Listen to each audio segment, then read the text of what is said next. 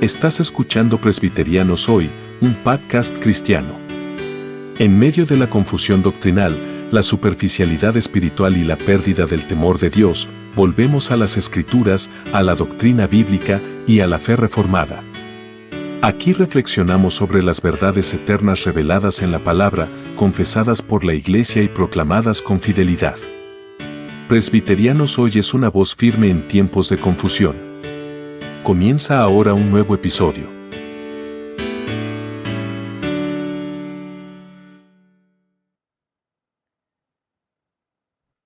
Bienvenidos al podcast semanal de Presbiterianos Hoy y en 5 minutos de Teología Reformada, hoy responderemos a la pregunta: ¿qué ocurrió realmente en la caída? Cuando hablamos de la caída del hombre, normalmente pensamos en una historia que conocemos desde nuestra infancia. Adán y Eva estaban en el huerto del Edén. Dios les había prohibido comer del fruto de un determinado árbol. Apareció la serpiente, Eva tomó del fruto, comió y dio también a su marido. Después de esto, los confrontó y finalmente fueron expulsados del huerto. Sin embargo, aunque conocemos perfectamente los elementos externos del relato, todavía podemos preguntarnos si realmente comprendemos lo que ocurrió allí, porque Génesis 3 no pretende simplemente contarnos cómo apareció el primer pecado.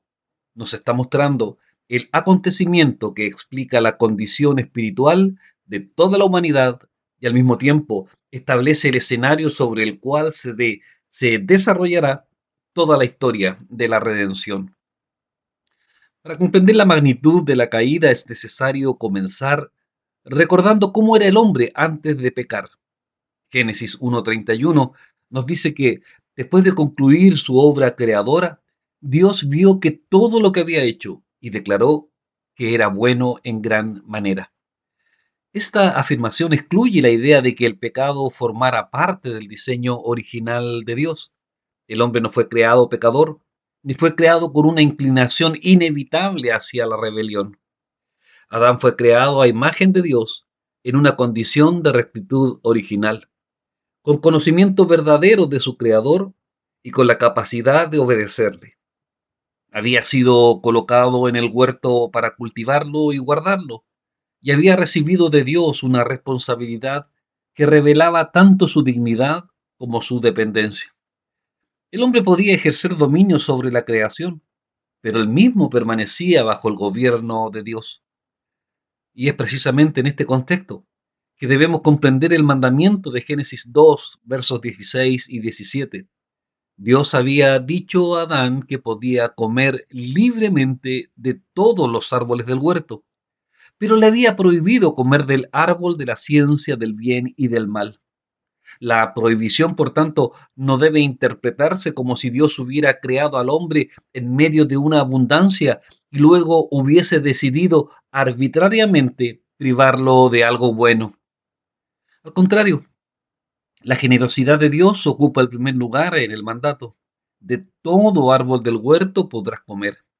La restricción era específica y tenía una finalidad moral. Adán debía reconocer que Dios era el creador y que él era la criatura. Debía vivir confiando en que la definición del bien y del mal no le correspondían a él, sino a Dios. En otras palabras, aquel mandamiento establecía un límite que recordaba al hombre que su libertad no podía convertirse en autonomía absoluta. Esta cuestión resulta fundamental para comprender qué ocurrió después. La caída no comenzó cuando la mano de Eva tomó el fruto. El acto externo fue precedido por una ruptura interior. La serpiente se acercó a la mujer y comenzó precisamente cuestionando la palabra de Dios. ¿Con qué Dios os ha dicho? La pregunta parece sencilla, pero contiene una estrategia profundamente destructiva. Satanás no comienza invitando directamente a la rebelión, comienza introduciendo dudas acerca de la veracidad y bondad de Dios. Primero cuestiona lo que Dios ha dicho y después contradice abiertamente su palabra, no moriréis. De esta manera, la tentación coloca delante del ser humano dos autoridades enfrentadas, la palabra de Dios y la palabra de la serpiente. El problema fundamental entonces no era el fruto, el problema era decidir a quién creer. Y esto explica por qué el pecado tiene siempre una dimensión profundamente relacionada con la fe. Pecar no consiste únicamente en hacer algo que Dios ha prohibido. En el fondo, implica dejar de confiar en Dios. El hombre comienza a considerar que su propio juicio puede ser más confiable que la palabra de su creador. La serpiente presenta entonces una imagen distorsionada del carácter de Dios. Sabe Dios que el día que comáis de él, serán abiertos vuestros ojos y seréis como Dios.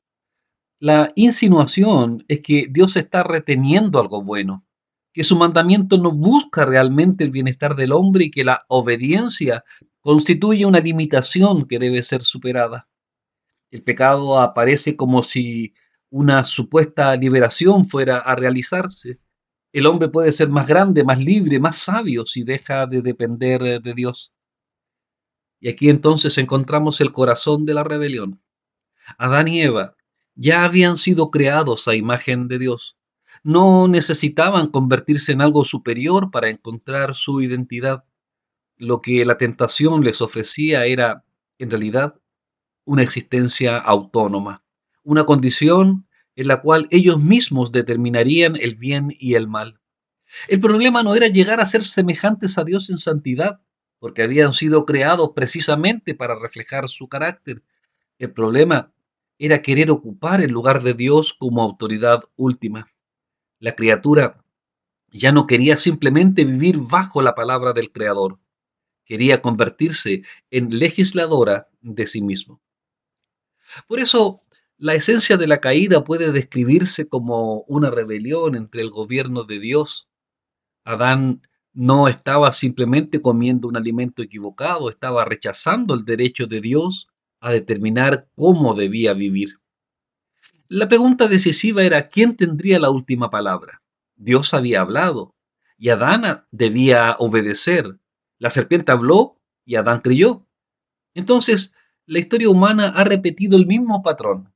El hombre caído continúa diciendo de una u otra manera que su propia voluntad debe tener prioridad sobre la voluntad de Dios.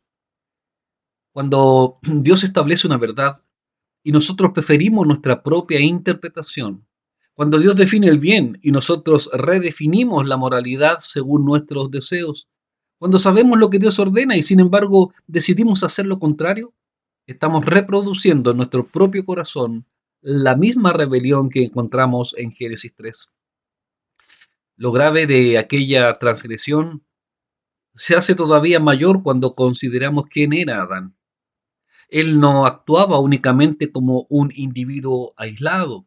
La interpretación que el apóstol Pablo hace en Génesis 3, en Romanos 5, demuestra que Adán ocupaba una posición representativa respecto de la humanidad. Pablo afirma que por la desobediencia de un hombre, los muchos fueron constituidos pecadores. Y esta afirmación es decisiva para comprender la doctrina reformada del pecado original. La caída no produjo simplemente un mal ejemplo que las generaciones posteriores aprendieron a imitar. Adán, como cabeza de la humanidad, introdujo el pecado y sus consecuencias en la experiencia humana. Su transgresión tuvo una dimensión representativa, de manera que aquellos que desciendan de él nacen dentro de una humanidad ya caída. Por cierto que esta doctrina puede resultar difícil para nuestra sensibilidad moderna porque tendemos a pensar que cada persona debería responder exclusivamente por sus propias decisiones. Sin embargo, la misma estructura que encontramos en Romanos 5 constituye también la base de nuestra esperanza. Pablo establece un paralelo entre Adán y Cristo. Así como la transgresión de uno tuvo consecuencias para muchos, la obediencia de otro trae justicia y vida para muchos. Si rechazamos completamente la idea de representación en Adán, tendremos también dificultades para comprender la representación de Cristo. La doctrina No fue inventada para explicar simplemente por qué somos pecadores. Forma parte de una estructura que el mismo Evangelio nos muestra. Hay un primer Adán cuya desobediencia conduce a condenación. Y hay un segundo Adán, Jesucristo, cuya obediencia conduce a justificación y vida. Ahora bien, la caída no solamente produjo una situación jurídica de culpa, también produjo una profunda corrupción de la naturaleza humana. Y esto es lo que la teología reformada expresa mediante la doctrina de la depravación total. La expresión puede ser mal interpretada si pensamos que esto significa que todos los seres humanos somos tan malos como podríamos llegar a ser. Evidentemente no es eso. Lo que enseña la Biblia no es lo que acabamos de decir. Incluso los hombres no regenerados pueden mostrar afecto natural, desarrollar virtudes, amar a sus familias, crear obras de artes, buscar la justicia, realizar actos que pueden ser considerados externamente buenos. La depravación total significa algo diferente, que el pecado ha afectado todas las dimensiones de la persona humana. Nuestra mente está afectada por el pecado porque ya no pensamos espontáneamente de acuerdo con la verdad de Dios. Nuestra voluntad está afectada porque no se inclina naturalmente hacia Dios. Nuestros afectos están afectados porque nuestros deseos se encuentran desordenados. Nuestra conciencia está afectada porque podemos justificar aquello que Dios condena y condenar aquello que Dios aprueba. Incluso nuestras relaciones con otras personas quedan distorsionadas por el egoísmo que procede del corazón pecador. Por eso el problema del hombre no puede resolverse simplemente proporcionándole mayor información. Si el problema fuera ignorancia, bastaría con enseñar. Si fuera falta de disciplina, bastaría con imponer reglas. Pero la escritura presenta un problema muy profundo. El corazón necesita ser transformado. Jesús explica precisamente esto en Marcos 7. Mientras los fariseos están preocupados por cuestiones externas de pureza ceremonial, Jesús lleva la atención al interior del ser humano. Lo que contamina al hombre, dice, procede de dentro del corazón, porque allí es donde nacen los malos pensamientos, los adulterios, las fornicaciones, los homicidios, los hurtos, las avaricias, las maldades, el engaño, la soberbia. El Señor está mostrando que el problema fundamental no está fuera del hombre, sino dentro de él. La caída. La caída afectó precisamente ese centro de nuestra personalidad desde el cual pensamos, deseamos y actuamos. Esto también nos permite comprender por qué la salvación debe incluir el nuevo nacimiento. El hombre no necesita simplemente aprender a comportarse mejor, necesita recibir una vida nueva, necesita que Dios haga por gracia aquello que él no puede producir por sus propios medios. Cuando Jesús le dice a Nicodemo, os es necesario nacer de nuevo, está señalando precisamente esta necesidad. El pecado ha penetrado tan profundamente en nuestra condición que no basta con una reforma exterior. Se necesita una obra sobrenatural de Dios. Las consecuencias de la caída se hacen visibles inmediatamente después de la transgresión.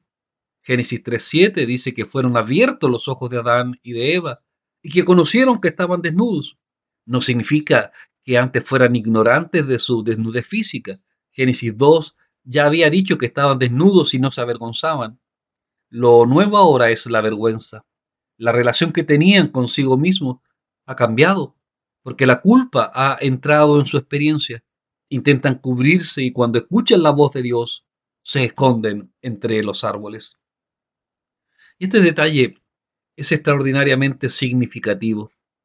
El hombre había sido creado para vivir delante de Dios, pero ahora intenta esconderse de Dios. Antes existía comunión, ahora existe temor. Antes había confianza, ahora hay vergüenza.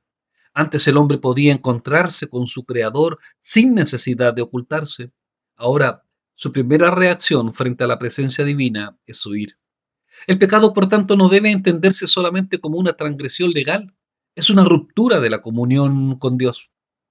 Cuando Dios pregunta a Adán, ¿dónde estás tú? No está buscando información que desconozca. Dios sabe perfectamente dónde se encuentra Adán. la pregunta tiene el propósito de confrontarlo con su nueva condición. ¿Dónde estás? Significa en cierto sentido, ¿qué ha ocurrido contigo? ¿Dónde estás ahora en relación conmigo? El hombre que anteriormente vivía en comunión con Dios, ahora se encuentra escondido, avergonzado y temeroso. La respuesta de Adán revela otra consecuencia de la caída. Cuando Dios le pregunta si ha comido del árbol, Adán no responde simplemente reconociendo su responsabilidad. Dice, la mujer que me diste por compañera me dio del árbol y yo comí. Y en esa respuesta aparece el mecanismo de la autojustificación. Adán reconoce el hecho de haber comido, pero intenta trasladar la responsabilidad hacia Eva e incluso indirectamente hacia Dios mismo, la mujer que me diste. El pecado no solamente nos lleva a hacer lo malo, también nos lleva a construir argumentos para explicar por qué aquello que hicimos no fue realmente nuestra responsabilidad. Y esta tendencia continúa presente en la humanidad. Con frecuencia explicamos nuestros pecados apelando a nuestras circunstancias, a otras personas, a nuestra educación, a nuestras heridas o a las decisiones de quienes nos rodean. Sin duda, las circunstancias pueden influir en nuestra conducta y existen situaciones profundamente complejas. Sin embargo, la Biblia no permite que utilicemos las circunstancias para eliminar nuestra responsabilidad moral delante de Dios. Adán tenía un mandamiento claro, sabía lo que Dios había dicho y pecó. Pero quizás la consecuencia más dramática de la caída sea la muerte. Dios había advertido expresamente que el día que comieres, ciertamente morirás. Sin embargo, Adán no cayó físicamente muerto en el instante en que comió. ¿Cómo podemos entender entonces esta advertencia? La escritura nos permite distinguir varias dimensiones de la muerte. Inmediatamente se produce una ruptura espiritual. La comunión con Dios queda quebrantada. Pero también existe una dimensión judicial porque Adán queda bajo la sentencia divina y posteriormente se manifiesta la muerte física cuando Dios declara, polvo eres y al polvo volverás. La caída tampoco quedó limitada a la relación del hombre con Dios. El pecado comenzó a afectar las relaciones humanas y finalmente a toda la creación. Adán acusa a Eva, Eva acusa a la serpiente y en el capítulo siguiente Caín mata a Abel. La violencia aparece inmediatamente en la historia de la humanidad. La envidia, la rivalidad, la mentira, la explotación, la violencia, no pueden comprenderse adecuadamente sin reconocer la corrupción del corazón humano. Cuando la relación fundamental con Dios se rompe, las demás relaciones también comienzan a desordenarse. Incluso el trabajo y la creación quedan afectados. Dios declara que la tierra será maldita por causa del hombre. Esto no significa que el trabajo haya sido creado después de la caída como un castigo. Antes de pecar, Adán ya había recibido la tarea de cultivar y guardar el huerto. El trabajo pertenece al buen diseño de Dios. Lo que cambia es que ahora el trabajo estará acompañado por la fatiga, por la frustración, espinos, resistencia. La creación ya no responde al hombre con la misma armonía.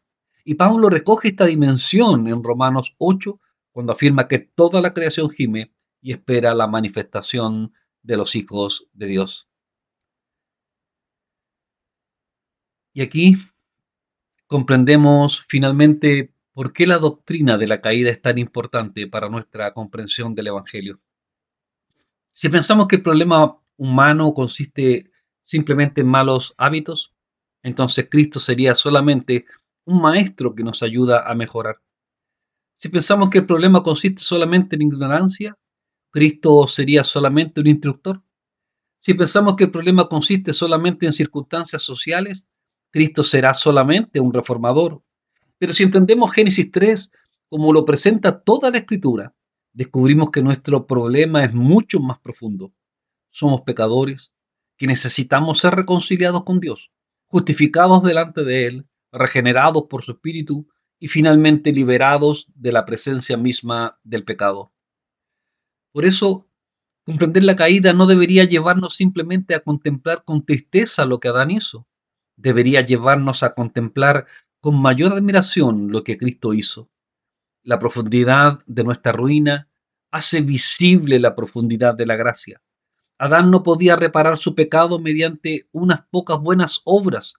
Nosotros tampoco podemos hacerlo. Adán no podía regresar al estado original mediante sus propios esfuerzos. Nosotros tampoco podemos recuperar por nosotros mismos la comunión con Dios. Por eso, Dios tuvo que actuar. Por tanto, cuando nos preguntamos qué ocurrió realmente en la caída, debemos responder que ocurrió mucho más que la transgresión de un mandamiento particular. El hombre dejó de confiar en Dios, rechazó su autoridad, buscó su autonomía, cayó bajo la culpa, bajo la corrupción y perdió la comunión con su Creador y, por cierto, queda sometido a la muerte. Por eso la Biblia no termina donde termina Génesis 3. El hombre fue expulsado del Edén, pero la historia de la redención continúa hasta llegar a una nueva creación. Apocalipsis 22 declara que allí no habrá más maldición. El pecado que entró en el mundo en Génesis será finalmente eliminado. La muerte que apareció como consecuencia de la rebelión será finalmente destruida. Y la comunión con Dios, que fue quebrantada, será restaurada de manera perfecta. La caída entonces explica por qué necesitamos a Cristo. Y Cristo nos muestra que la última palabra sobre la humanidad no pertenece al pecado, ni a la muerte, ni a Satanás, sino a la gracia soberana de Dios. Adán cayó, pero Cristo venció. Adán trajo muerte, pero Cristo trajo vida. Adán perdió el huerto, pero Cristo conduce a su pueblo hacia una creación restaurada donde ya no habrá más maldición. Ahí comprendemos finalmente la verdadera profundidad del Evangelio. Dios no vino simplemente a mejorar al hombre que había caído, sino que vino a redimirnos y a reconciliarnos y a llevarnos en Cristo hacia una gloria que jamás se podrá perder. Que el Señor les cuide, que tengan una excelente semana y nos escuchamos la semana entrante, si Dios lo permite. Gracias por acompañarnos en este nuevo episodio de Presbiterianos Hoy. Oramos para que la verdad de Dios te haya edificado y que su palabra siga guiando tu vida con fidelidad y firmeza. No olvides compartir este contenido con otros creyentes y seguirnos en nuestras plataformas. Hasta la próxima semana, con la ayuda del Señor, aquí en Presbiterianos Hoy, una voz fiel en tiempos de confusión. Soli Deo Gloria.